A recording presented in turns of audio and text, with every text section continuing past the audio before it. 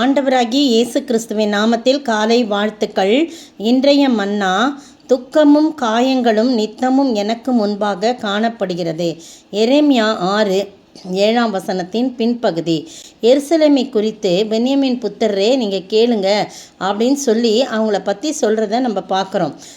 செல்வமாய் வளர்ந்த ரூபோதியான சியோன் குமாரத்தியை பாழாக்குவேன். மேய்ப்பர் தங்கள் மந்தைகளோடே அவளிடத்தில் வருவார்கள். அவர்கள் அவளுக்குன்னு சொல்லும்போது எருசலேமுக்கு நீங்கள் சொல்லப்பட்டிருக்குது. பார்த்தீங்கன்னா அந்த இடத்துல வரிசையாக அப்படியே சொல்லிகிட்டே வராங்க. மேய்ப்பர் தங்கள் மந்தையோடே அவளிடத்தில் வருவாங்க அப்படிலாம் சொல்லிட்டு அவளுக்கு விரோதமாக யுத்தம் செய்ய ஆயத்தம் பண்ணுங்கள், எருசலேமுக்கு விரோதமாக யுத்தம் பண்ண ஆயத்தம் பண்ணுங்க அப்படின்னு சொல்லி அங்கே சொல்கிறத நம்ம பார்க்குறோம். அதுக்கு பிறகு பார்த்திங்கன்னா 6 சேனைகளுடைய கர்த்தர் சொல்லுகிறது என்னவென்றால், மரங்களை வெட்டி எருசலேமுக்கு விரோதமாய் கொத்தளம் போடுங்கள். அதுவே விசாரிக்கப்பட வேண்டிய நகரம். அதன் உட்புறமெல்லாம் கொடுமை. எருசலேமில் ரொம்ப கொடுமை காணப்படுகிறது. அது மட்டும் இல்லை, ஊற்றானது தன் தண்ணீரை சுரக்க பண்ணுமா போலவும், ஊற்றிலேருந்து எப்படி தண்ணீர் சுரந்து வருதோ அதுபோல் அந்த நகரம் தீங்கை சுரக்க பண்ணுகிறது. அதிலே கொடுமையும் அழிம்பும் கேட்கப்படுகிறது. துக்கமும் காயங்களும் நித்தமும் எனக்கு முன்பாக நிற்கிறது. எருசலேமே, என் ஆத்துமா உன்னை விட்டு பிரியாதபடிக்கும் நான் உன்னை பாழும் குடியேற்ற தேசம் ஆக்காதபடிக்கும் புத்தியை கேள் அப்படின்னு சொல்லி சேனைகளின் கர்த்தர் சொல்கிறாருன்னு சொல்லி சொல்லப்பட்டிருக்கு. பாருங்கள், எவ்வளவோ புத்தி சொல்கிறாரு. நான் உன்னுடைய காயத்தெல்லாம் நான் ஆற்றுவேன் அப்படின்லாம் சொல்கிறாரு. ஆனால் அவங்க என்ன பண்ணல, கேட்கவே இல்லை. பாருங்கள் 13 அவர்களில் சிறியோர் முதல் பெரியோர் மட்டும் ஒவ்வொருவரும் பொருளாசைக்காரர்கள். பார்த்தீங்களா? இதுவும் அல்லாமல் தீர்க்கதரிசிகள் முதல் ஆசாரர்கள் மட்டும் எல்லாரும் பொய்யர். எவ்வளோ பயங்கரம் இல்லையா? சமாதானம் இல்லாதிருந்தும் 14 பாருங்கள், எவ்வளோ முக்கியம். சமாதானம் இல்லாதிருந்தும் சமாதானம் என்று சொல்லி என் ஜனத்தின் காயங்களை மேற்பூச்சாய் குணமாக்குகிறார்கள். இது அர்த்தம் தெரியுது பாருங்கள். அவங்களுக்குள்ள ஒரு சமாதானமே இல்லை. அவங்க பண்ணுற காரியம்லாம் பயங்கரமாக இருக்குது. ஆனால் பொய் தீர்க்கதரிசிகள், பொய்யான ஆசாரிகளை என்ன பண்ணுறாங்க, அவங்கக்கிட்ட போய் உங்களுக்கு சமாதானம் உண்டாவதாக, உங்களுக்கு சமாதானத்தை கடவுள் கொடுப்பார் அப்படின்னு சொல்லி அந்த ஜனத்தின் காயத்தை மேற்பூச்சா, அந்த நேரத்தில் அவங்களுக்கு ஆறுதலாக இருக்கு இல்லையா, மேற்பூச்சாய் குணமாக்குகிறார்கள். எவ்வளோ பயங்கரமான பரிதாபமான காரியம் பார்த்தீங்களா? மேற்பூச்சாய் குணமாக்குகிறார்கள். அவங்களுக்கு உள்ளார காயம் அப்படியே தான் இருக்குது, சீழ் பிதுக்கப்படாமல் அப்படியே ரணம் அப்படியே தான் இருக்குது. மேலே ஒன்றுமே தெரியல. காரணம், இந்த ஜனங்கள் பொய் பேசி பொய் தீர்க்க தரிசனம் வச்சு சமாதானம் சொல்லி அவங்கள மேற்பூச்சாய் காயங்களை குணமாக்குறாங்க. அவர்கள் அருவருப்பானதை செய்தது நிமித்தம் வெட்கப்படுகிறார்களோ, பரிச்சேதம் அவங்க வெட்கமே படமாட்டாங்க, நாணவும் அறிய மாட்டாங்க. ஆதலால் விழுகிறவர்களுக்குள்ளே போய் அவங்க விழுவாங்க. நான் அவர்களை விசாரிக்கும் காலத்தில் இடருண்டு போவார்கள் என்று கர்த்தர் சொல்கிறார். பாருங்கள், அதனால் என்ன செய்யணுமா, இந்த ரணம் காயெல்லாம் ஆழமாக சரியாகணும்.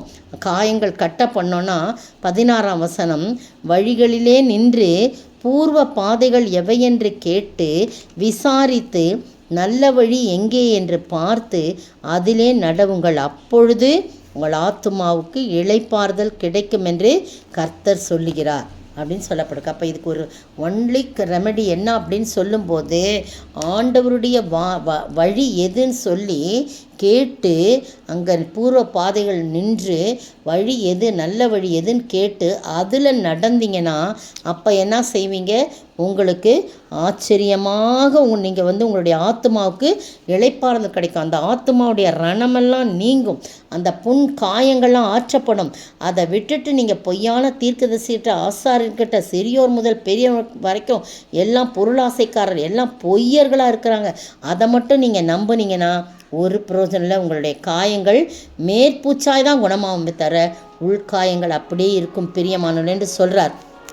அதனால் என்ன செய்யணுன்னா, நல்ல வழி எது என்று கேட்டு அந்த வழியிலே நாம் நடக்கும்போது நம்முடைய ஆத்மாவுக்கு இளைப்பாறுதல் கிடைக்கும். அப்படிப்பட்ட இளைப்பாறுதல் பெற்ற நாம் நம்முடைய காயங்கள்லாம் ஆற்றி நம்மை வழியிலே சரியான நல்ல சுகத்தையும் ஆரோக்கியத்தையும் நமக்கு கொடுத்து நம்முடைய சரியான பாதையில் நம்மை வழிநடத்த கர்த்தர், சேனைகளின் கர்த்தர் காத்து கொண்டிருக்கார். அவரண்டை நம்மை ஒப்படைப்போமா? ஜெபிப்போம்.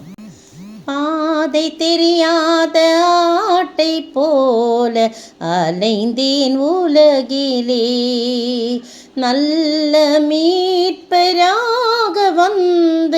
என்னை மீட்டிரே. நல்ல மீட்பராக வந்து என்னை மீட்டிரே.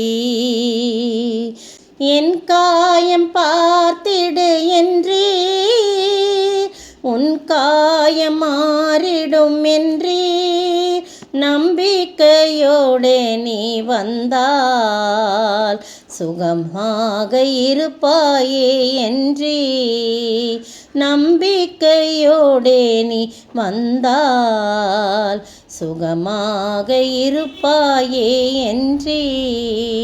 சோத்தரிக்கிற ஆண்டவரே, துதிக்கிற ராஜா, உங்கள் காயம் பார்த்துட்டா எங்கள் காயம் ஆறிடும். எந்த வழியில் நாங்கள் நடக்கிறது நீங்கள் சொன்னீங்கன்னா நாங்கள் சுகமாக இருப்போம் ஆண்டவரே. அப்படிப்பட்ட வார்த்தைக்காய் ஸ்தோத்திரிக்கிறோம். இயேசுவின் நாமத்தில் செபிக்கிறேன் பிதாவே, ஆமீன்.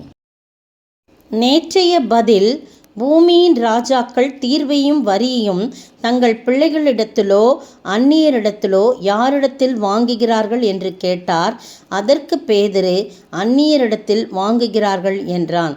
மத்தேயு 17 வசனம் 25, 26. இன்றைய கேள்வி: 3 சாட்சிகளுடைய வாக்கை அவர்கள் செவி கொடுக்கவில்லை என்றால் அதை யாருக்கு தெரியப்படுத்த வேண்டும்? 3 சாட்சிகளுடைய வாக்கை அவர்கள் செவி கொடாமற் போனால் யாருக்கு அதை தெரியப்படுத்த வேண்டும்?